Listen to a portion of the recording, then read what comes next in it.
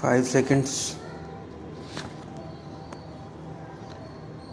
It is a great pleasure for me to be here today with you all to honor our meritorious teachers. I would like to congratulate the recipients of awards who have earned this distinction through sustained hard work and dedication.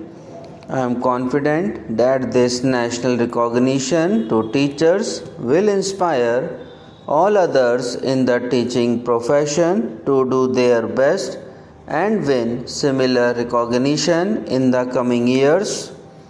The nation is celebrating today the Teachers' Day, which coincides with the birthday of Dr. S. Radhakrishnan, an illustrious son of India and a distinguished predecessor of mine. He was a teacher himself, and his contribution to the world in the field of learning is well known.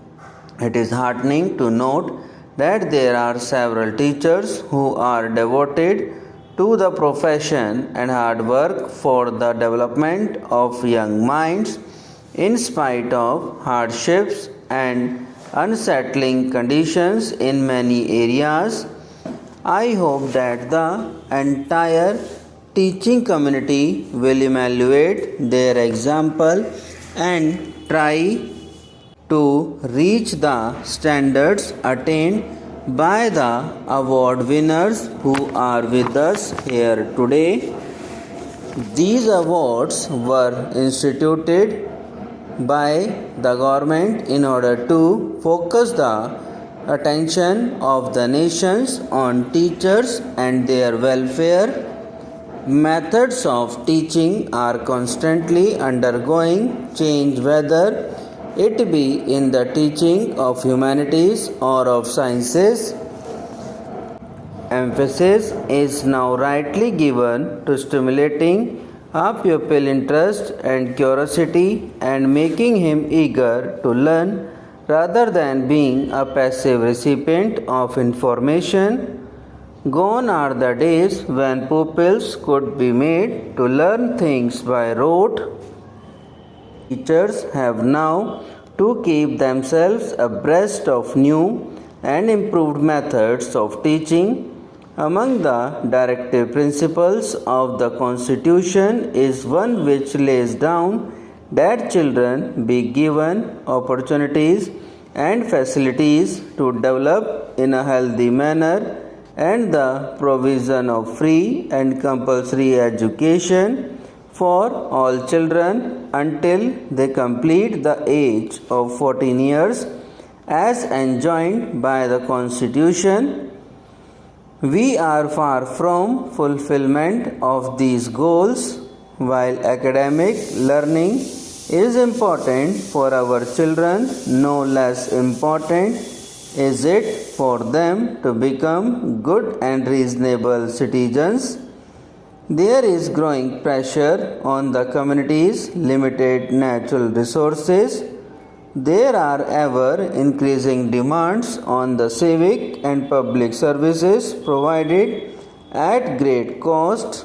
Rapid industrialization and concentration of large population in limited areas have thrown up civic, environmental and other problems which could not be visualized years ago. It gives me great pleasure to be here amidst all of you today to inaugurate the Silver Jubilee celebrations of the Sindhya Kanya Vidyalaya. When Shrimati Vijaya Raje Sindhya invited me for this function, I readily agreed to come as I considers women education vital for the progress of the nation.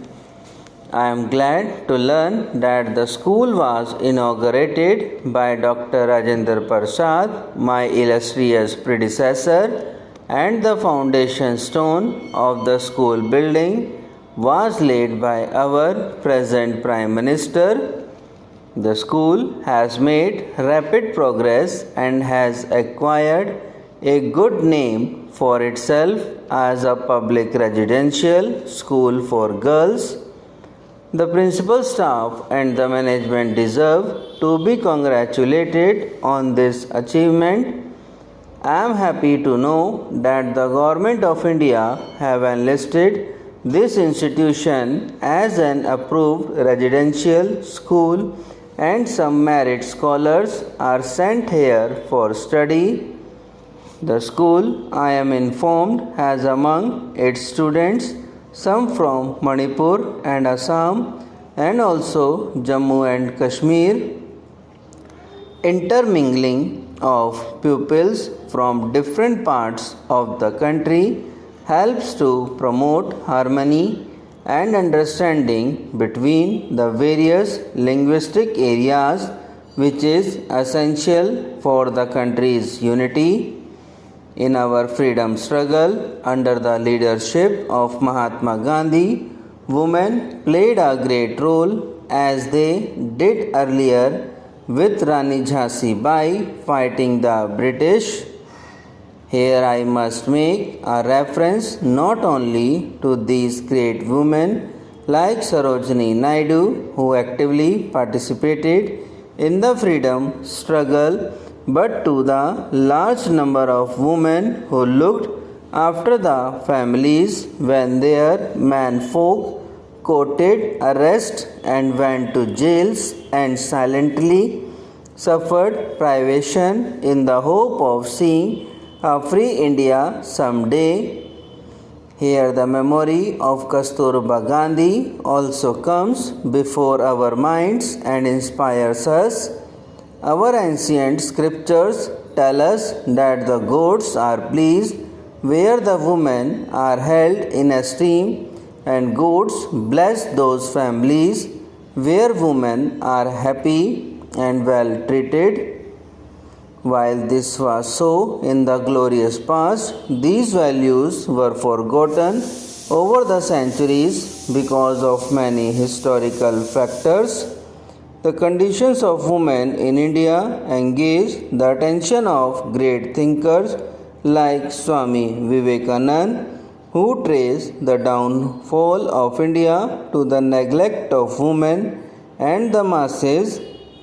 He said, in India there are two great evils forced on the woman and grinding the poor, for which the Swamiji's program was emancipation of women and uplift of the masses.